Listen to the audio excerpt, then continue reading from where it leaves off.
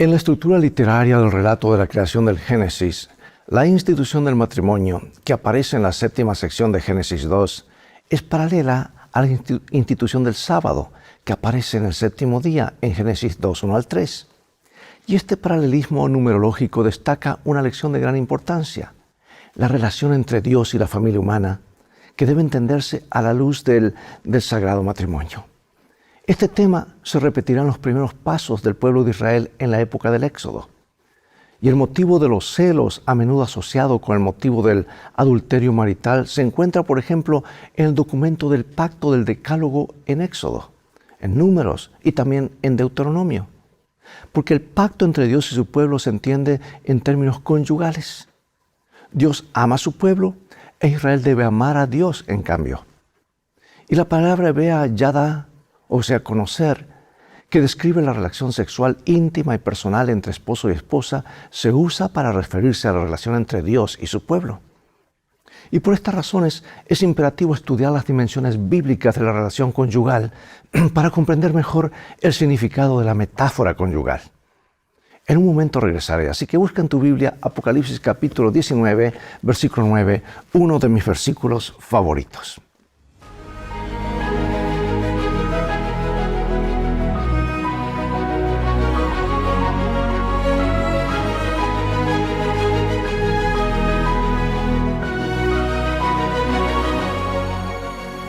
Dice Apocalipsis 19:9, y él me dijo: escribe, bienaventurados los llamados a la cena de bodas del Cordero.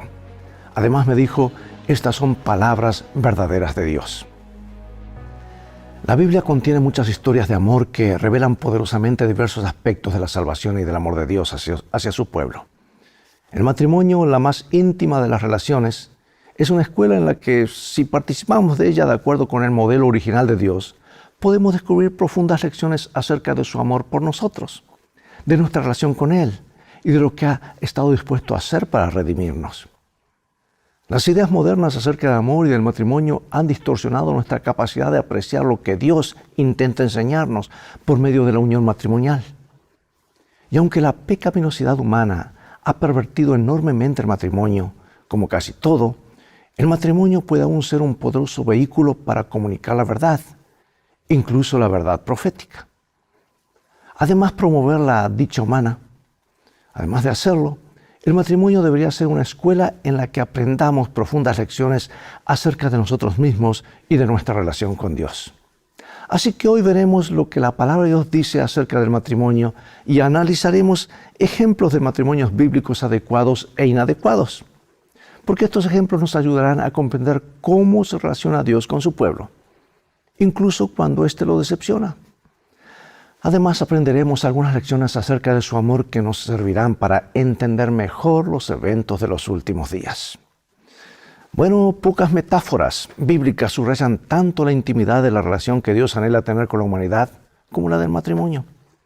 Porque esta metáfora se utiliza con tanta frecuencia en la narración bíblica que aparece de forma tan señalada en el Apocalipsis, es imperativo entonces que al estudiar la Biblia comprendamos lo que Dios quiere decir cuando la utiliza en su palabra, cuando usa estos ejemplos. Vamos a ver cómo refleja el matrimonio humano el vínculo de Cristo con la humanidad.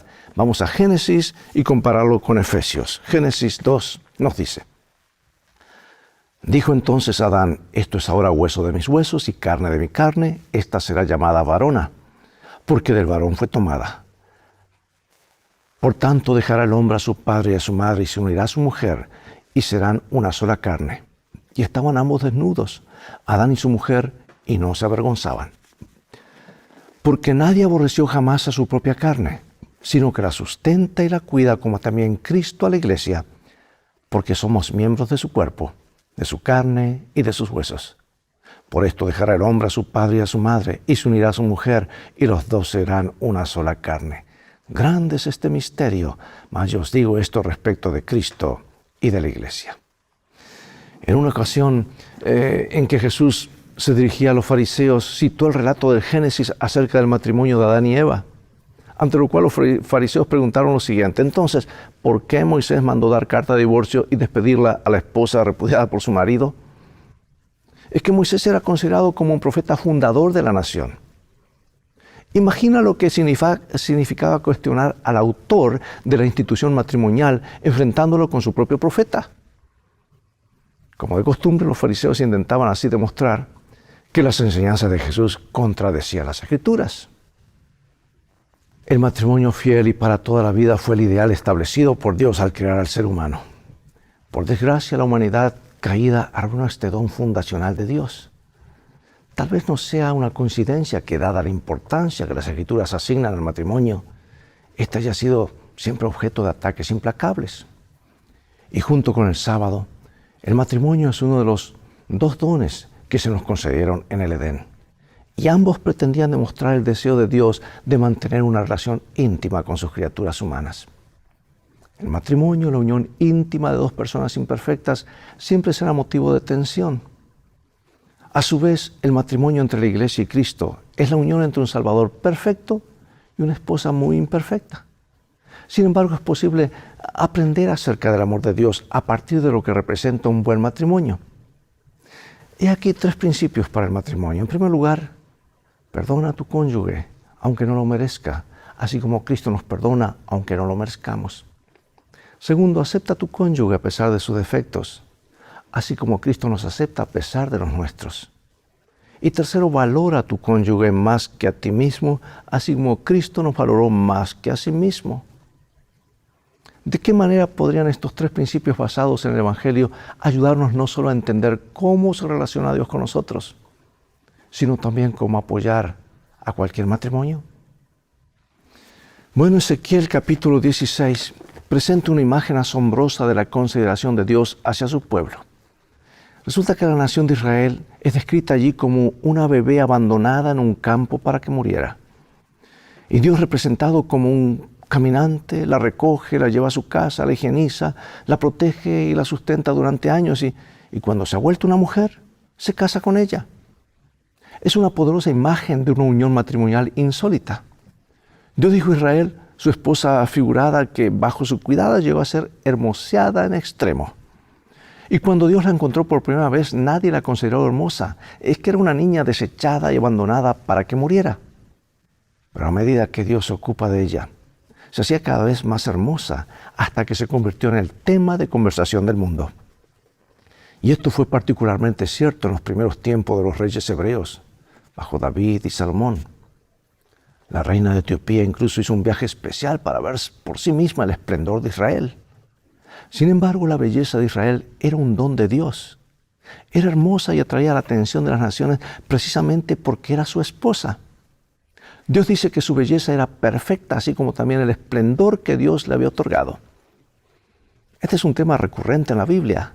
La esposa de Dios es hermosa no por mérito propio, sino porque Dios la ha hecho objeto de su favor.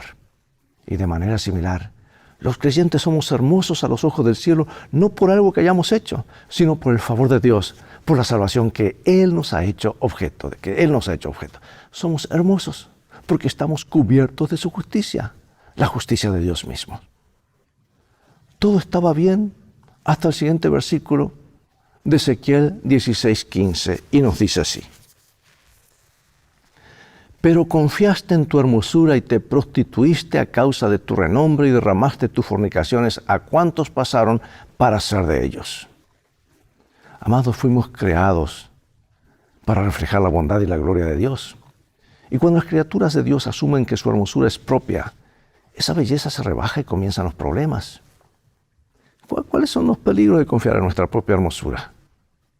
¿Cómo podríamos pensar que hay algo en nosotros que nos convierta en meritorios ante Dios o nos hace merecedores de su amor? ¿Cómo podemos resguardarnos del orgullo espiritual? Y ahora la petición que Dios le hizo al profeta Oseas es tal vez una de las más extrañas que jamás hayan hecho a uno de sus siervos, que se casara con una prostituta. ¿Tú recuerdas la historia? Dios estaba utilizando a Oseas para ayudarnos a comprender desde la perspectiva divina el dolor que le provoca el pecado y la rebelión de los seres humanos. Dios había elegido amorosamente a su esposa, Israel, que lo engañó una y otra vez. Y pese a ello y sorprendentemente, Él la aceptó nuevamente y la restauró. Ahora comparemos Oseas 1 con Apocalipsis 17 y veamos qué nos dice. Dijo Jehová a Oseas: Ve, tómate una mujer fornicaria e hijos de fornicación, porque la tierra fornica apartándose de Jehová.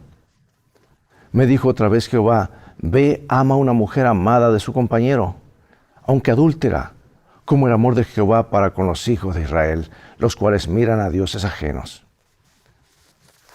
Ven acá y te mostraré la sentencia contra la gran ramera, la que está sentada sobre muchas aguas, con la cual han fornicado los reyes de la tierra, y los moradores de la tierra se han embriagado con el vino de su fornicación. Ha caído la gran Babilonia, y se ha hecho habitación de demonios, y guarida de todo espíritu inmundo, y albergue de toda ave inmunda y aborrecible.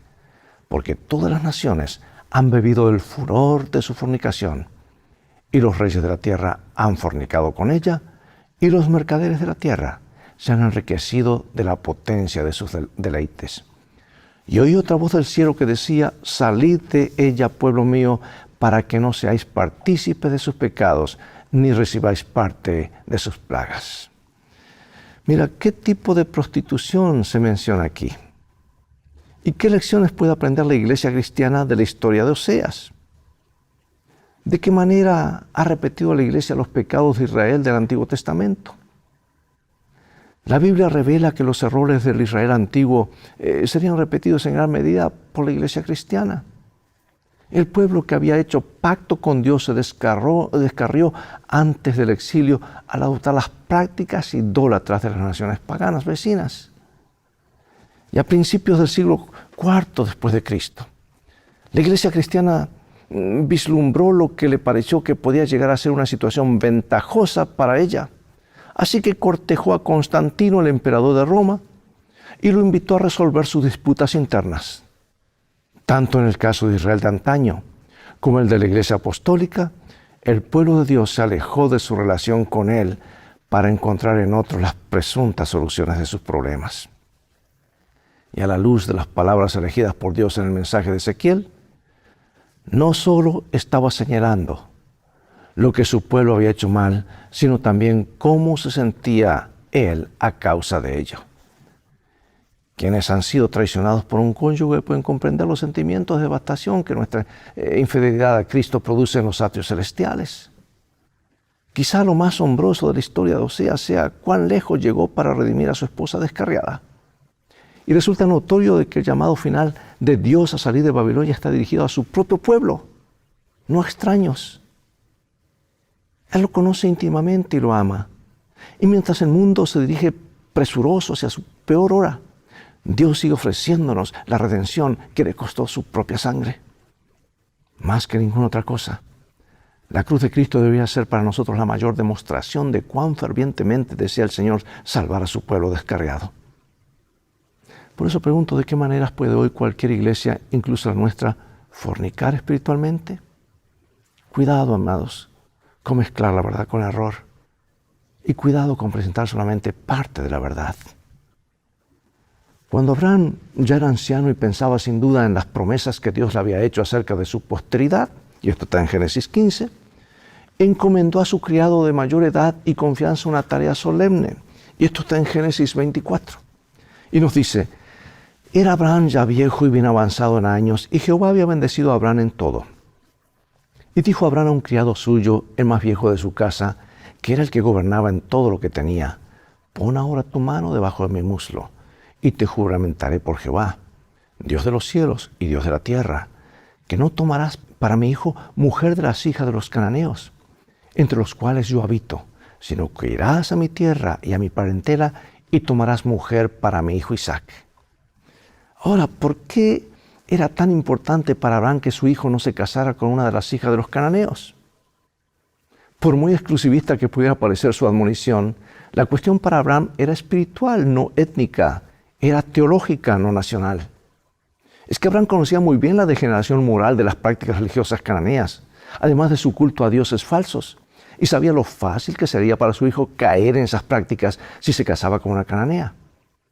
De hecho, la historia de gran parte del antiguo Israel, e incluso de la iglesia cristiana a lo largo de los siglos, ha sido una en las que el pueblo de Dios, que debía dar testimonio acerca de Dios, el Dios verdadero, ante el mundo, quedó atrapado y se contaminó con sus falsas enseñanzas y creencias religiosas.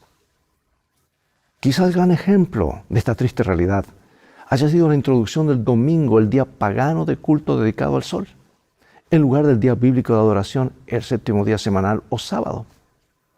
Una realidad que jugará un papel prominente en los últimos tiempos. No cabe duda de que estamos emparentados con nuestro Creador y que fuimos hechos a su imagen y semejanza. Hemos sido separados de Él por el pecado. Sin embargo, todavía se nos considera la esposa adecuada para Él. Y aunque nuestras decisiones equivocadas puedan hacer que el matrimonio sea innecesariamente turbulento, Dios ama a su esposa, es decir, a nosotros, más que nosotros a Él. Por eso pregunto, ¿qué decisiones podemos y debemos tomar cada día para fortalecer nuestro amor hacia Dios? Y al mismo tiempo, ¿qué decisiones disminuirían nuestro amor hacia Él? Vamos a Apocalipsis capítulo 19, versículos 1 al 9, y terminamos con uno de mis versículos favoritos. Y nos dice así: Después de esto oí una gran voz de gran multitud en el cielo, que decía: Aleluya, salvación y honra y gloria y poder son del Señor Dios nuestro, porque sus juicios son verdaderos y justos, pues ha juzgado a la gran ramera que ha corrompido la tierra con su fornicación, y ha vengado la sangre de sus siervos de la mano de ella. Gocémonos y alegrémonos y démosle gloria, porque han llegado las bodas del Cordero y su esposa se ha preparado. Y a ella se le ha concedido que se vista de lino fino, limpio y resplandeciente, porque el lino fino es las acciones justas de los santos. Y el ángel me dijo: escribe, bienaventurados los que son llamados a la cena de las bodas del Cordero. Y me dijo: estas son palabras verdaderas de Dios. Y en este texto se celebran dos cosas simultáneamente: el fin de la prostituta y las bodas de Cristo con su esposa. ¿Cómo es posible que ambos acontecimientos sean en realidad y al mismo tiempo demostraciones del carácter justo y amoroso de Dios? Es que la infidelidad tiene un precio muy doloroso. Las consecuencias se extienden a la vida de los hijos y de otras personas. Incluso el más paciente de los cónyuges agraviados puede llegar a descubrir que hay un punto de no retorno más allá del cual la unión matrimonial ya no puede ser restaurada. Y cuando nuestro mundo llega a un punto en el que los corazones se hayan endurecido al punto de que ya no haya arrepentimiento, no tendrá sentido continuar la historia y prolongar el sufrimiento producido por el pecado desenfrenado. Aunque hay pesar por los perdidos, quienes han sufrido bajo la dispensación del pecado pueden celebrar que finalmente ha terminado y que la tierra es restaurada de acuerdo con el designio original de Dios. Esta vez no habrá un alejamiento de Dios, porque hemos aprendido dolorosamente que Dios tenía razón acerca de la devastación resultante de separarnos de Él. Leo Apocalipsis 21, 1 al 4. Y yo, Juan, vi la santa ciudad, la nueva Jerusalén, descender del cielo de Dios, dispuesta como una esposa ataviada para su marido. Y oí una gran voz del cielo que decía: He aquí el tabernáculo de Dios con los hombres, y Él morará con ellos, y ellos serán su pueblo, y Dios mismo estará con ellos como su Dios.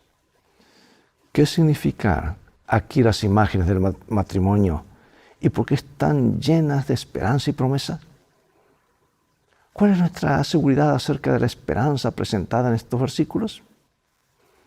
Ellen G. White lo explica estos misterios en Testimonios, volumen 3, página 103, y dice: el matrimonio, unión para toda la vida, es símbolo de la unión de Cristo con su iglesia.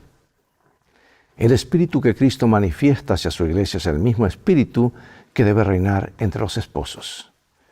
Amados, Cristo sufrió un dolor inimaginable cuando el género humano lo rechazó y se entregó a otros dioses, pues dio todo el afecto que solo Él merecía. Y aún así se entregó por nosotros y pagó en sí mismo por nuestras infidelidades, por nuestros adulterios, para que si nos arrepentimos y nos apartamos de ellos, vivamos para siempre conforme a su promesa. Bueno, y ahora para concluir, diré que al notar cuánta información contiene la Biblia para ayudarnos a comprender la profecía, puede resultar tentador aplicarla en exceso. Porque a lo largo de los siglos, algunos cristianos han enfatizado el simbolismo y las imágenes presentes en los relatos bíblicos al punto de que prácticamente empiezan a tratar la narración histórica como si se tratara de un mito. Y aunque existen diversos niveles o estratos de significado en casi todas las escrituras, debemos recordar que Dios utiliza a menudo acontecimientos reales que implican a personas reales y los utiliza para instruirnos acerca de sus interacciones futuras con la iglesia. Por ejemplo, aunque las bodas de Caná pueden aportar vislumbres útiles acerca de la metáfora del matrimonio utilizada en la profecía, las bodas fueron un acontecimiento literal. Mira lo que dice el deseado de todas las gentes. Dice así: la palabra de Cristo proporcionó una amplia provisión para la fiesta. Así de abundante es la provisión de su gracia para borrar las iniquidades de los hombres y para renovar y sostener el alma. No hará nada el Señor Jehová sin que revele su secreto a sus siervos los profetas. Aunque las cosas secretas pertenecen a Jehová nuestro Dios, las reveladas son para nosotros y para nuestros hijos para siempre. Dios nos ha dado estas cosas y su bendición acompañará al estudio reverente con oración de las Escrituras proféticas. Bueno, allí tenemos la parábola de las 10 vírgenes, ¿verdad?